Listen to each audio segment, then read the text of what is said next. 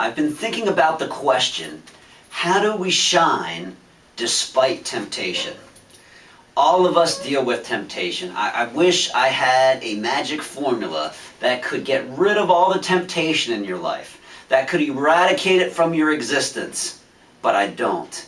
As long as we have our human nature, as long as we have desires, we are going to deal with temptation. But my question is, how do I have victory over temptation? How can I shine despite the temptation that I experience? And I don't know what kind of temptations you have. Temptations are different for everyone. For some people, a bag of chips, that's really tempting for you. For others, it's a Snickers bar. You're all over that. You can't walk by that candy dish and not grab a Snickers bar. Some of you have a sweet tooth. You'll jump all over those Skittles. For others, we have some more serious temptations we have to deal with, don't we? There are other temptations in life that are much more significant than that. But we can all relate to this idea that temptation is tough.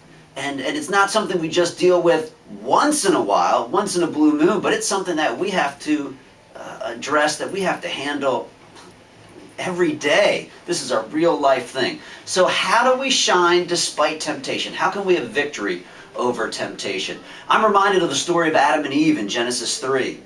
But they're not an example of having victory over temptation. They're an example of giving in to temptation. We can learn a lesson by their failure. In Genesis chapter 3, this is in the Garden of Eden. God has made all these great fruit trees for Adam and Eve to eat from. And then the serpent comes to them and says, hey, why not eat from this other tree over here? You'll really like it. And Adam and Eve know they're not supposed to eat from that tree. They can eat from all the other trees, but they're not supposed to eat from this one. But with this temptation, listen to what happens in Genesis 3:6.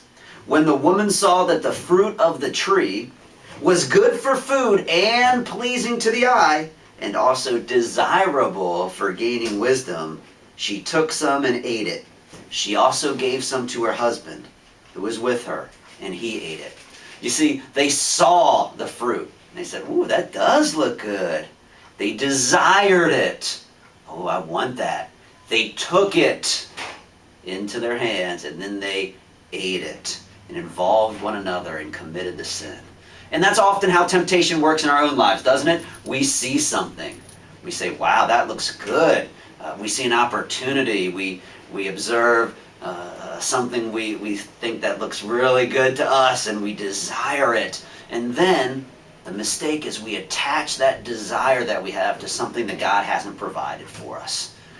God created desires in our lives. We have many healthy desires, but when we take a healthy desire and we attach it to something God didn't provide for us, when we take that wrong thing and then we eat it, the Bible calls that sin. And that's when we fall short of God's standard for our lives. And that's when we lose to temptation. We need to have victory over temptation. So how can we have victory? Paul, the Apostle Paul in the New Testament, talked to his young protege, Timothy. Paul was Timothy's mentor. He was trying to train him to become a godly leader. And he said, look, Timothy, you're going to struggle with temptation.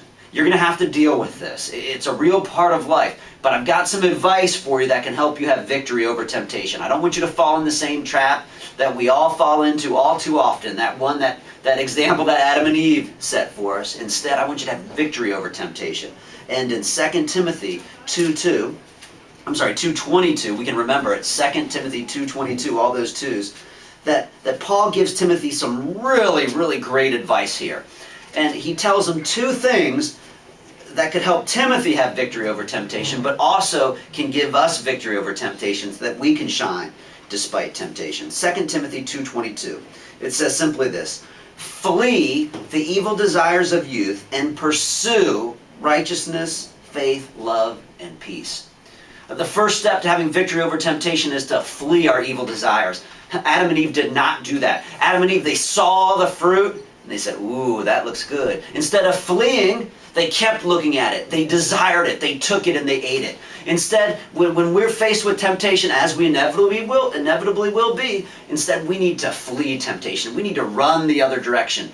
But we can't just run away. We've got to run to something else. And Paul says, pursue righteousness. Don't just run away from one temptation right into another one.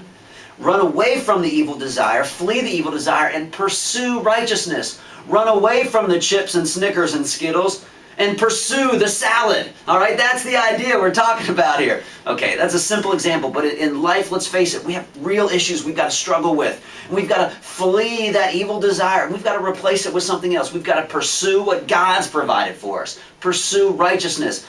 Flee that temptation of that wrong relationship and pursue your spouse. Flee that temptation on the internet and read something wholesome. Flee that mindless TV watching and spend some more time with God.